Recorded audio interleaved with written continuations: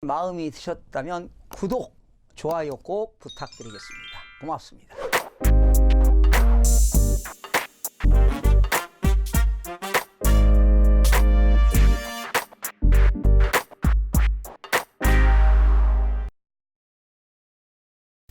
시청자 여러분 안녕하십니까? 김동수입니다. 이 시간에는 일본 경제 보복에 대해서 다양한 내용으로 여러분들과 함께 알아보는 시간을 갖도록 하겠습니다. 한일 관계는 1965년 국교 정상화 이후 최악의 경랑으로 들어가 사실상 적대국이 되었습니다.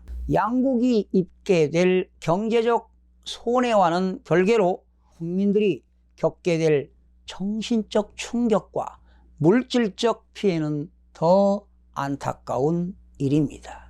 문재인 대통령은 긴급 국무회의 모두 발언에서 이기적인 민폐, 적반하장, 가해자 등 격한 표현을 써가며 일본을 질타했습니다.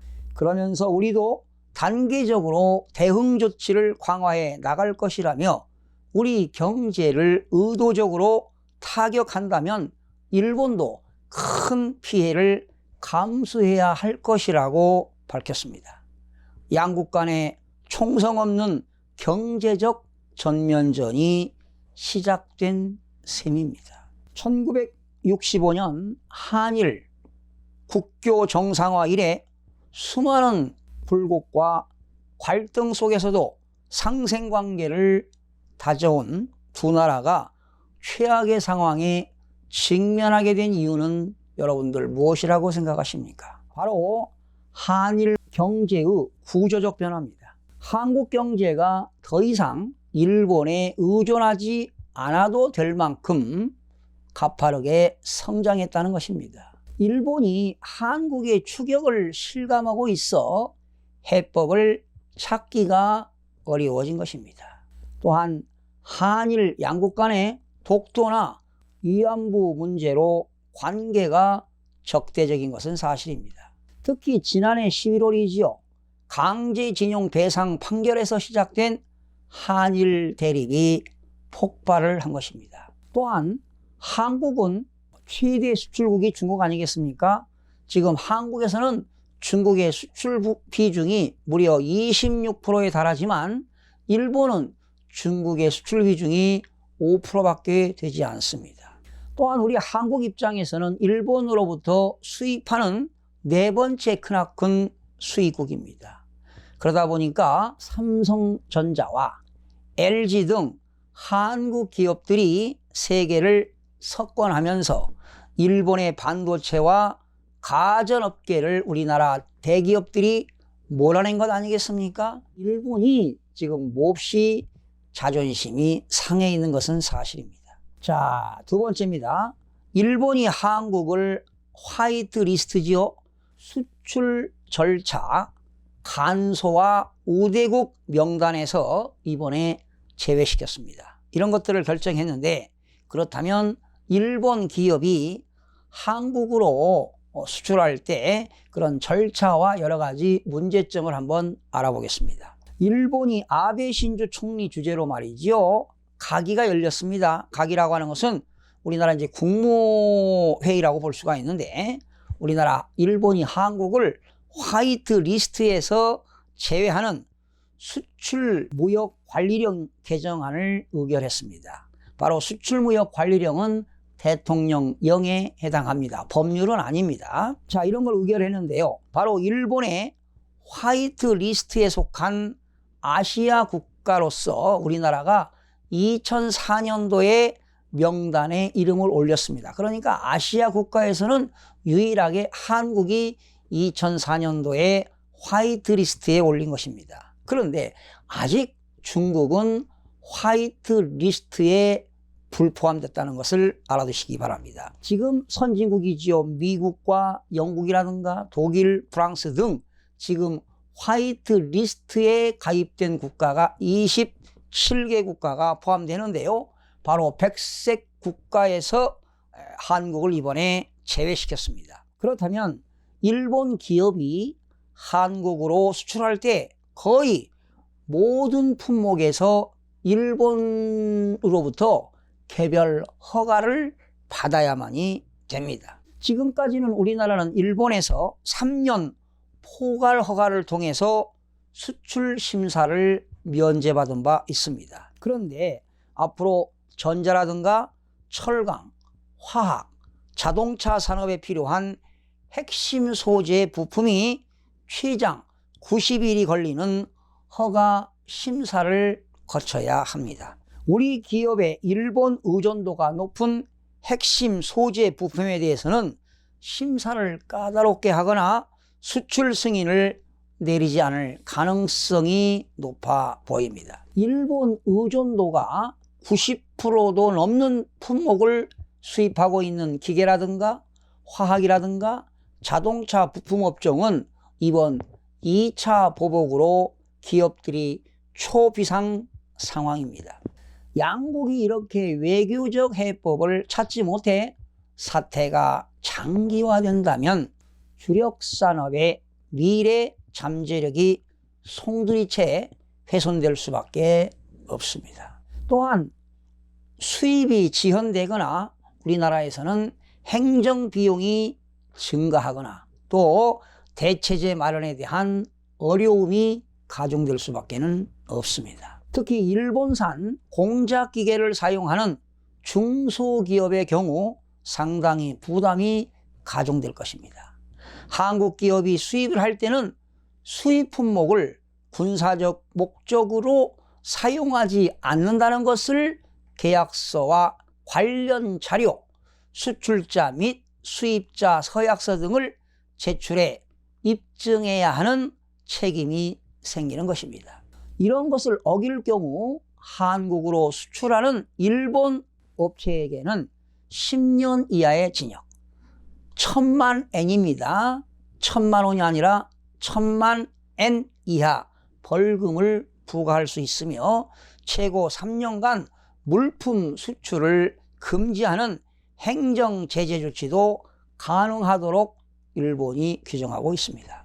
수출 규제 대상이 반도체 소재 3개 품목에서 857개 품목으로 늘어남에 따라 피해가 전방위로 확산할 전망입니다. 한국 수출이 현재 8개월째 연속 감소 행진을 이어간 상황에서 일본의 추가 규제는 미국과 중국 무역 분쟁과 글로벌 경제 성장 둔화에 더해 불확실성을 키우면서 성장률을 추가로 끌어내리는 요인으로 작용할 것으로 우려가 됩니다. 전국경제인연합회 부설 한국경제연구원이 지난달 말 매출액 기준 600대 기업을 대상으로 기업경기 실사지수라는 게 있습니다.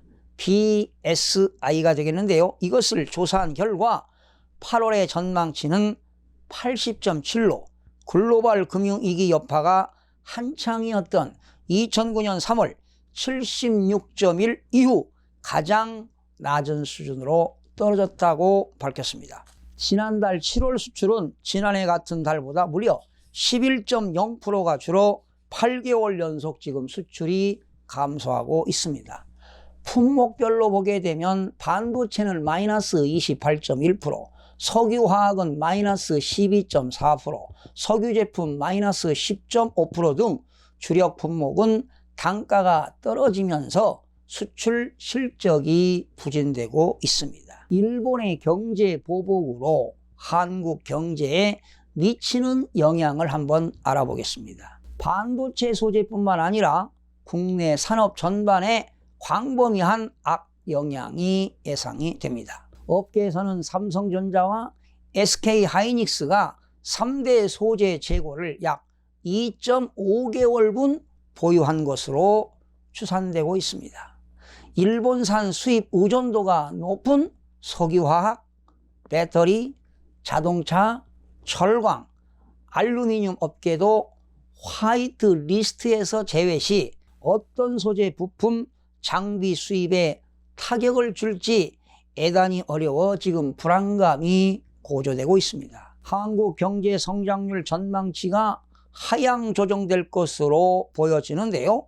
올해 경제 성장률이 2%에도 못 미칠 것임이 지금 확실시되고 있습니다. 국내 43개 기관 중 올해 한국 경제 성장률이 2%에 못 미칠 것으로 전망하는 곳은 스탠다드 차타드가 1.0%, IHS 마켓이 1.4%, ING 그룹이 1.4%, 노무라 증권이 1.8%, 모건 스탠리도 1.8%, BOA 메럴 린치가 1.9% 등 10곳으로 늘어났습니다. 우리나라 주력 산업의 생산이 차질을 빚으면서 올해 경제 성장률이 1% 중반으로 하락할 가능성이 높아집니다. 이렇게 일본과 한국과 일본이 강대강 구도로 보복에 나설 경우는 오히려 마이너스 성장률도 배제할 수가 없습니다.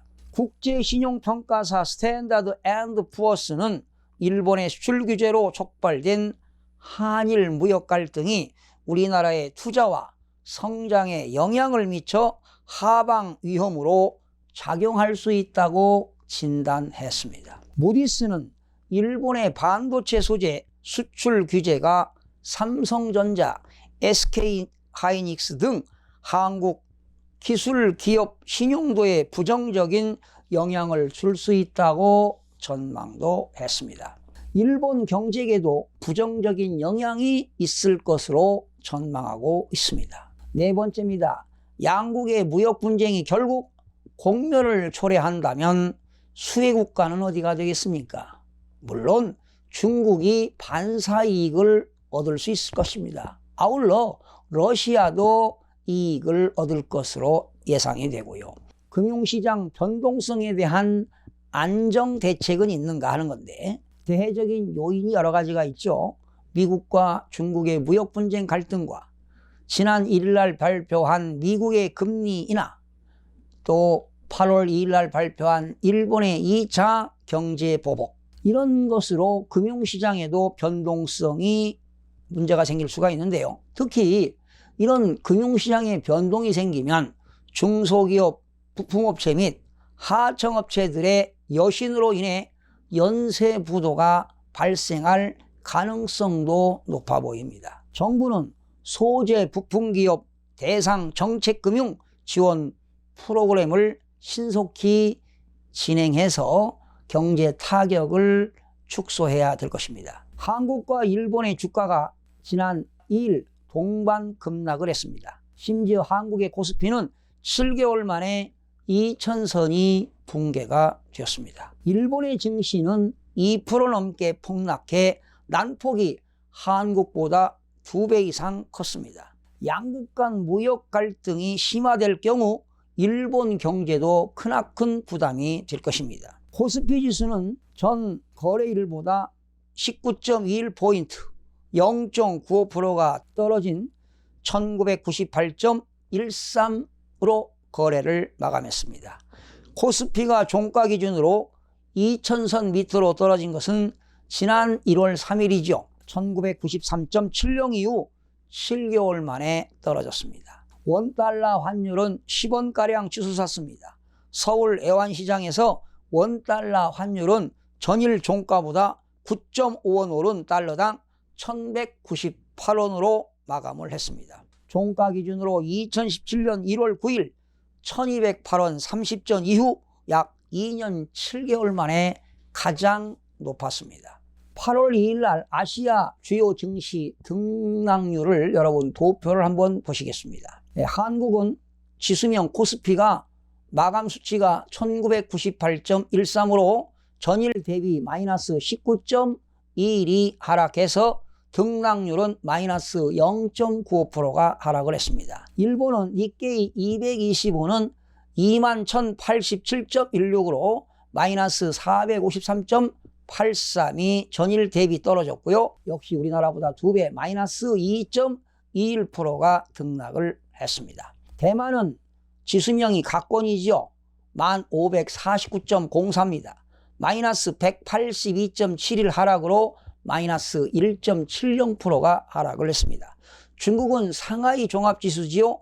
2867.84를 기록했고 마이너스 40.93 하락했습니다. 마이너스 1.41%가 하락했고요.